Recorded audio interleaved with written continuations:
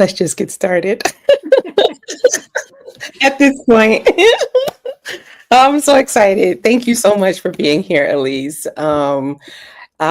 So for folks who are tuning in, my name is Tracy L. Gray. I am founder and executive director of Sankofa Global Project. I am an educator, a writer, a STEM advocate, and a children's author. And I thank everyone who's participated thus far in the Storytelling for Healing series. And I appreciate your thoughtful responses and feedback to my children's book. Today is Giving Tuesday. Remember, you can buy 10 copies of my children's book, Mommy, Where is My Daddy? When you buy 10 books, Sankofa Global Project will donate a book in your honor. You can send an email to me at contact@sankofaglobalproject.org, and I'll follow up with that information so that I can make a donation in your name. Now let's get to it. I am so excited that Elyse Klaidman is here with me today for this live stream and generously donating her time for our Storytelling for Healing series. Elyse is a leader, a creative leader, an educator, and an artist with extensive experience in animation and education.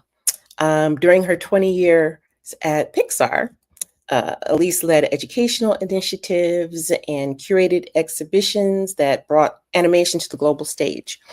As founder of X in a Box, she created the experiential platform to bridge education and industry through experiential learning and peer interaction, which is preparing the next generation of creatives with essential skills. I met Elyse when my very good friend and advisor, Rosie Cruz, found her. Rosie is the executive director of Cruz Media Communications, and she found Elyse when we were investigating how to bring art and animation to historically underrepresented communities. In 2022, we held a collaborative effort with Central Brooklyn Economic Development Corporation to really dive into how we can make sure that everyone has access to art and animation. I'm really proud of the work that we were able to do there. One of our Sankofa Global Project's mentees that we sponsored completed the experiential program and became a mentor. Since then, in 2024, when I was invited to go to Ghana to present at the Pan African Heritage Museum and the African University College of Communication, Britt Cruz was very generous with his time in sharing with the students at the university in Ghana what Story Experiential is. And then this year, Elyse generously donated her time to talk with students when I was in Germany from HSBI, University of Applied Sciences. And so, Elyse, I am so honored that you are here, and I would like for us to just begin our conversation. That sounds amazing. So what inspired you? What first inspired your passion for storytelling and your approach to as an educator, and how has that evolved over time through your career? So I was lucky to grow up in a household where my mother is an artist and my father is a writer. And so our house was always full of all kinds of artists and thinkers and writers sharing stories. I was really lucky that we traveled a lot, and traveling always means hearing people's stories. And I drew. I mean, I was always making things. I always say I grew up on the studio floor, and I think it was my way of just making sense of the world around me. It just seemed like the most natural thing to do. And then of course I worked at Pixar many, many, many years later, right? But it all kind of came together, this idea of stories and how stories connect us as human beings. They Mhm. help us make sense of the world. We tell stories, we listen to stories, we watch stories. We're just everything is a story, really. And so,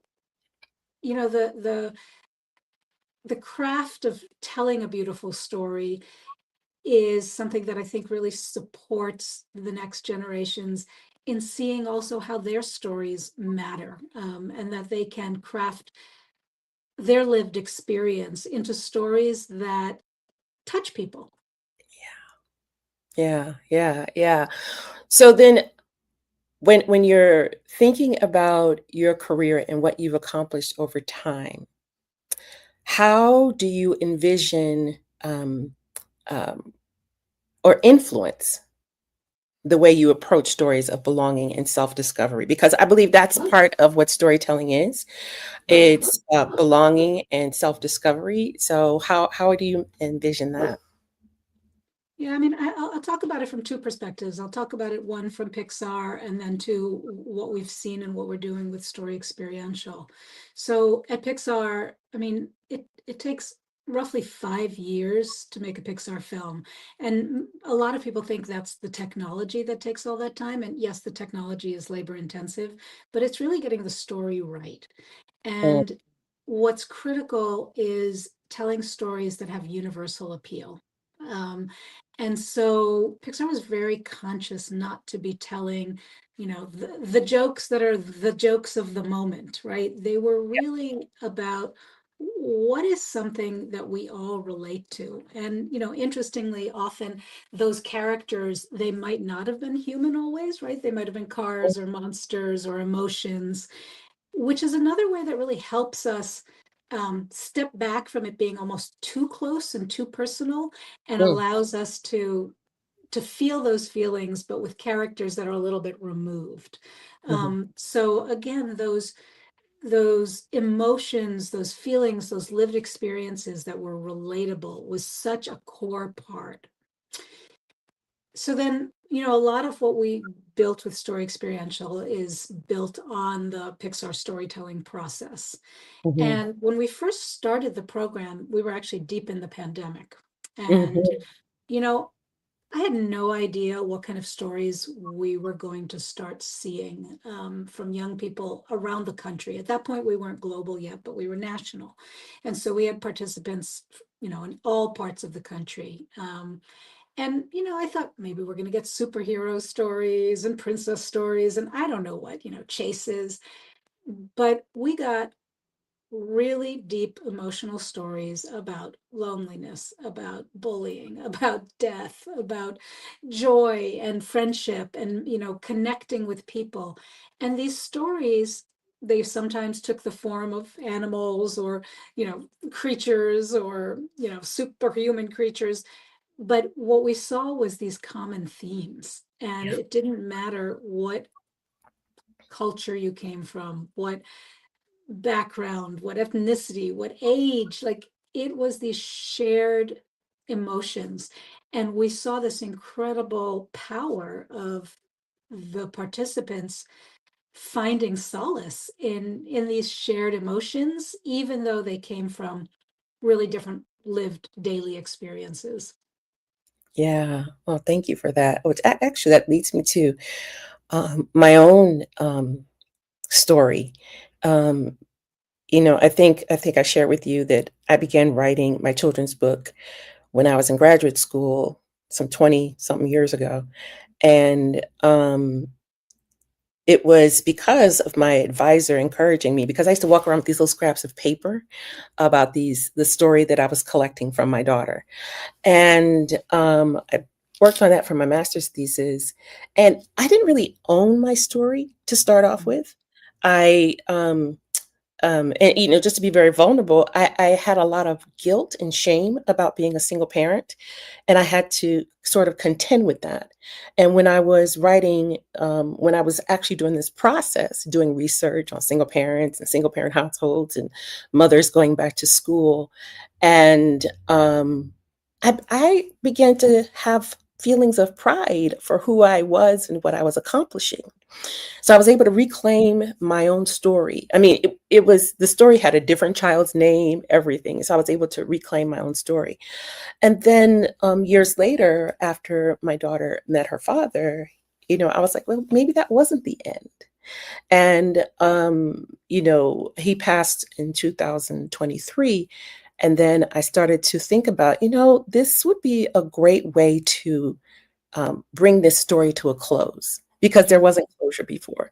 And so I wanted to ask you, how can children's stories help adults reflect on their own narratives? So when you say children's stories, do you mean the stories that children tell us or the stories that we create for children? Both, both, both.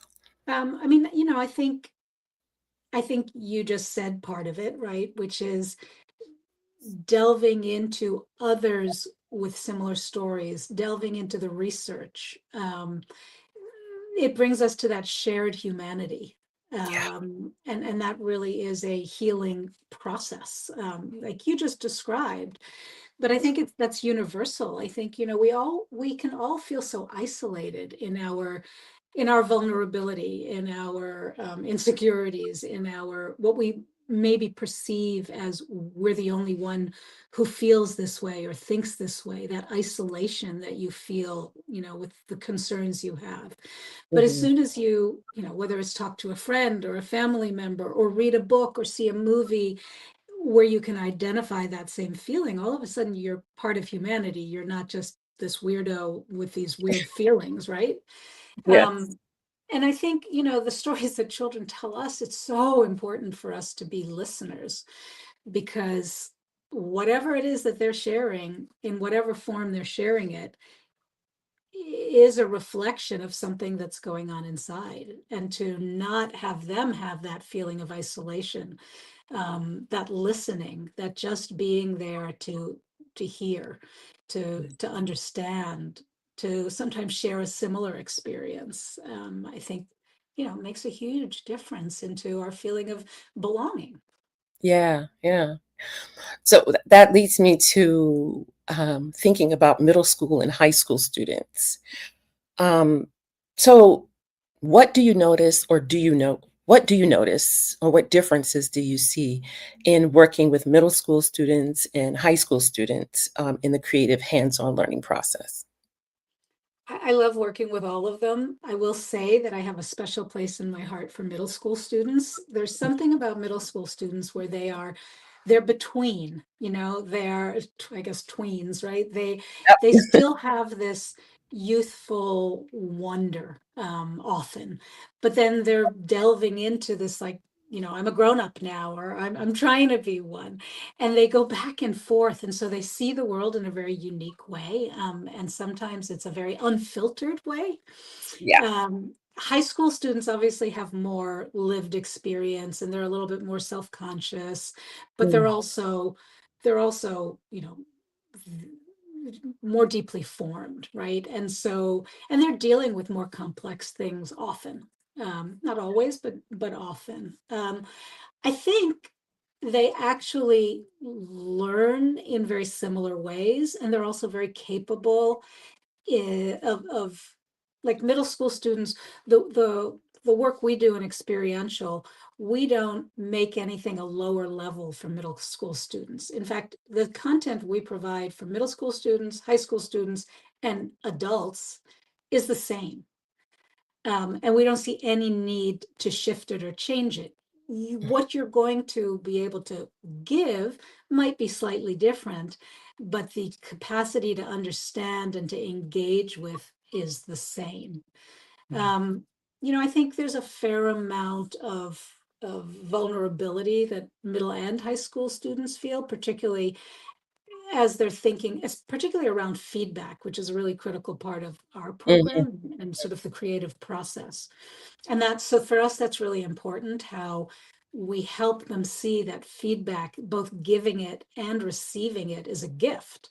And it's not easy to do. Adults really struggle with how to do it. We all do. How do you give productive feedback? And that means you have to be a good listener, and that means you have to ask good questions, and it means you really have to pay attention. But as soon as you start giving feedback to others with that care and attention, it becomes much easier to accept it, which then makes it much easier to be less vulnerable and less afraid. It's not, what are they going to think of what I made? It's like, oh, I can't wait to hear what they're going to think, because that's going to make it better. Yeah, yeah. I think there's a level of trust that has to develop in order for folks to feel comfortable that way. I mean, I think about when we first started on this journey together, and some of the young people who I, Sankofa Global Project sponsored, were feeling imposter syndrome. Like, I get to do this. You mean I really get to access all this information? I have the opportunity to learn from industry professionals, and feeling that feeling, and this is what students said to me, they didn't feel worthy, they didn't feel like that they were enough. And so can you talk about how the feedback process and how encouraging people to write stories can help overcome this? Because each of us is, we're born creative beings, and so for us to think that we're not enough, that's something from the outside. So can you talk about that? Yeah, I mean, I think that's universal and it never goes away. I mean, I was just recently invited to this amazing summit where 100 people from all over the country and world were selected to come and think about big problems in the world. And I spent almost the whole time feeling like, why am I here? Right? Like, so I think that never fully goes away. And sometimes that's okay. There's a little bit of humility that's healthy.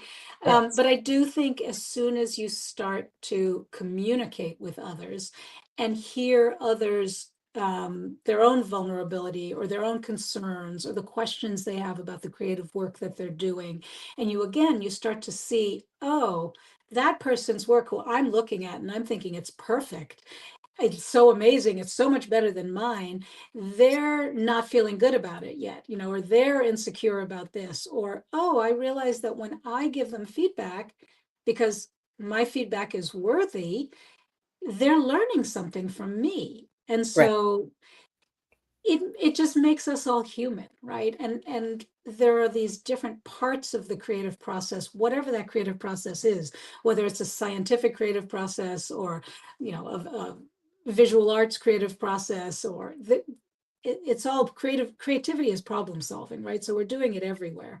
Yes.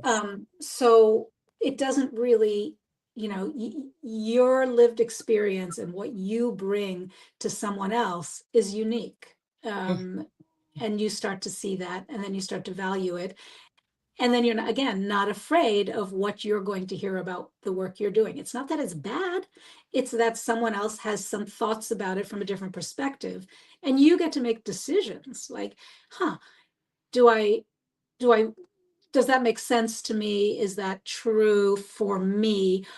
It sometimes just helps you reinforce what you're trying to do, right? So Yeah. if someone says, oh, this doesn't resonate because this and that, you're like, oh, okay, well, what I'm trying to make happen is this, and that's what's really important to me. Yeah. Yeah. You hit the nail on the head when you talked about the vulnerability. Um, I would love for you to talk more about how storytelling can help communities process and heal through difficult experiences. Um, and getting the feedback on how to make that expression something that people can tap into. I'll give you an example. So when I was working on my children's book, and I had all this data, had all this information that I had collected, all these little scraps of paper, and I couldn't put everything in the book. And my thesis advisor gave me some great feedback and said, why don't you think about writing this story over a year's time, like through the seasons. And then that Mhm. way you can tell your story. You can put different elements of everything that you've gathered, but you don't have to put everything in. And so how can, because it was a healing experience for me. I believe it was for my daughter as well. And I'm hoping that it'll be a healing experience for other people as well. How can you talk about can you talk about storytelling and how the role it plays in helping communities process and heal through difficult experiences, especially now? Yeah, I think that's so important. And I think there's so many ways that we need to incorporate that into our lives and into our process. It's so fascinating. Three people can be at the same experience, and then they're going to go and tell a story about it, and it's always going to be different. It's going to have some shared elements, but Mhm. the way we live, the way we experience the world, the way we bring whatever has happened in our lives thus far into what we notice help it changes the way that we experience, right? So if we've gone through a collective, complex, difficult experience, but we have an opportunity to kind of have a space, a place, a container, let's call it, for sharing how we experienced it. There's, first of all, it's just so helpful to be in a safe place where you Yeah, have all had a relatable experience. yeah, But then you're going to learn from other people's the way they experienced it. And that's going to give you permission to share the way you experienced it. And again, see that overlap, but also see how you can support each other. Because something that's really hard for me may not be really hard for you, and vice versa. But if we're there and we have the context, we're going to be able to support each other. yeah, yeah. So how can teachers, educators better integrate, real world creative experiences into the classroom, to support academic learning and emotional well-being? Because teachers, I was a classroom teacher for 21 years, and you spend a lot of time with young people. We used to actually have publishing parties and stories, but not something that was on a personal level. It was mainly from students' imaginations. So how can educators integrate the experiential platform? How can folks access it? What are your recommendations? Yeah, thank you for asking. I mean, I think storytelling is such a critical piece of any subject matter. A lot of what's a big struggle these days in the classroom is engagement, right? Is having the learners excited and engaged about what it is that they're learning. And Yeah. we have amazing educators out there, but they have things they have to teach their students. There's testing that they're concerned about, right? There's a system that they're working within. And so how do you make sure each student, even with their different skills and concerns and lived experience, can all be engaged? And that's where storytelling really can help, because storytelling, when you can personalize it, or when you can focus on a story that that matters to you, it can bring any subject alive, right? Whether it's history or science or even math, like Yes. how certain mathematical concepts were discovered, or how math is used to solve a problem, or whatever it may be. And so if you can, I'll shift for a second. I think a lot of times educators think, well, I'm not a storyteller, right? I don't write books. I don't make movies. I'm not a theater person. Like, I'm not a storyteller, which is absolutely not true, because they get in front of their classroom every day and they tell stories. And Yep. we all do, right? We come home, we tell our friends stories, we tell our family stories. We're all storytellers. What Story Experiential's done is it's taken a structure, broken it down into its really simple component parts, and Mhm. allows for you to bring what you do naturally to that step-by-step process. But integrated into it is this feedback process, this iteration process, all these durable skills, right? The skills that we know are going to pass on no matter what happens technologically in our world. We have to be creative thinkers. We have to be critical thinkers. We have to be problem solvers, collaborators, creative people, right? So Mhm. all of that is built into it. But that piece that teachers maybe think they're not experts in, they don't have to be experts in, because the industry experts who are teaching this content in this simplified step-by-step process are there to do that part. And what the teachers need to be is experts in their students, and allow their students to bring their real authentic selves to the process. Yes, yes, yes. That's brilliant. Um, that is a challenge for teachers, especially with all the constraints that are being placed upon them. And I believe that's a place where after school programs and community based organizations can help create even more space for young people and not so young people to be a part of the experiential process. I know for me, taking part in this process, at my big age, has been so helpful because storytelling is the greatest technology that humans have. We've been telling stories for thousands and thousands of years, and so I do want to ask. So, do you have to know how to draw and to animate to be a part of experiential? Great question. Thank you for asking that. No, absolutely not. It is a storytelling program. It's a Yes. visual storytelling program. So that means along with your story come images. But those images can be created in any number of ways. They can be photographs, they can be collage, magazine cutout. You can use AI. I mean, we have incredible tools that make imagery really, really well and really fast these days. But you can also collaborate with different people. So you might have a million ideas and love to do voiceover, and your best friend or that person sitting on the other side of the classroom loves to doodle but is really quiet, right? And so you come together and you bring those talents, and that's what happens in the real world, right? That's what happens at a place like Pixar. There's 250 people who work on these films that are all bringing their unique talents. Yeah, I love that. And the collaboration is key because even though I'm, like you said, I'm not the artist, I may know someone who is. Actually, my nephew's a really good artist, and I've asked him for a lot of input over the years and to render something that I thought was beautiful, and he was able to do it. And so I appreciate that the collaborative team building is such an important part of the experiential process, and quite frankly, the feedback is super super important. I mean, getting critical feedback that is supportive makes all the difference in how we tell stories and how we're able to be vulnerable and to communicate. So I know for me, putting my book out into the world was a huge risk for me. I mean, I was like, I'm going to go all in. I'm just going to do it. I'm going to do it. I created something, and I'm really proud of what I created. You should And be. oh, thank you.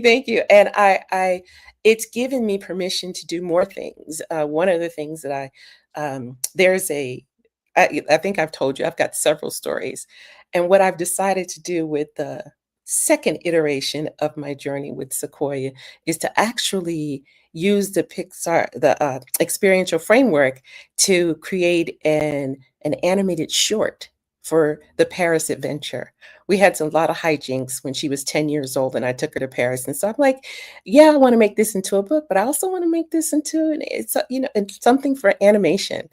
And so, and perhaps at some point I'll even think about animating Mommy, Where's My Daddy? Because there's so much. There's so much in the story that in this particular story that wasn't told that I would love to put out there because I if I, who was, you know, in a professional career and studying my master's and had been in my career for quite a while, and I've had all these feelings that I hadn't dealt with, and I was able to sort of resolve some of them in writing this story. I can imagine that other people can find healing and resolution in telling stories too.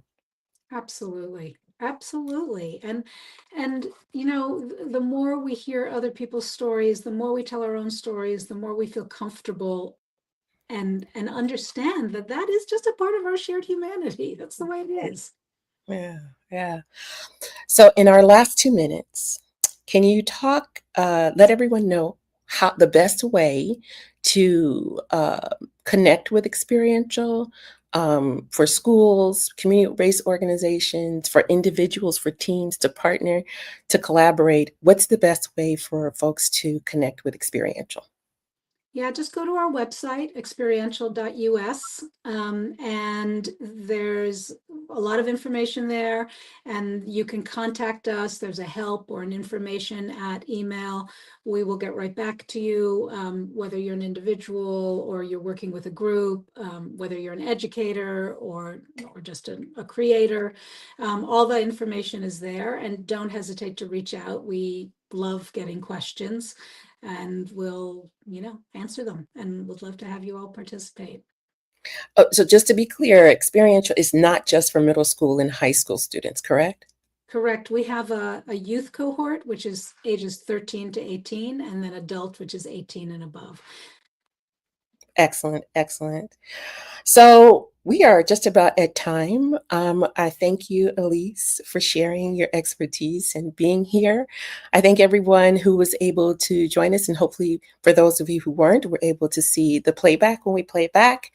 And I really hope that folks take advantage of our Giving Tuesday, where you're able to purchase 10 books, and I will donate a book, a signed book for a single moms shelter or a single mom support group.